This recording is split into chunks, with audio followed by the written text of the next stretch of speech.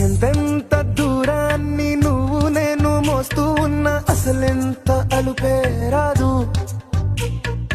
ఎన్నెన్ని తీరాలు నీకు నాకు మధ్యన ఉన్న కాస్తైనా అట్టే కాదు.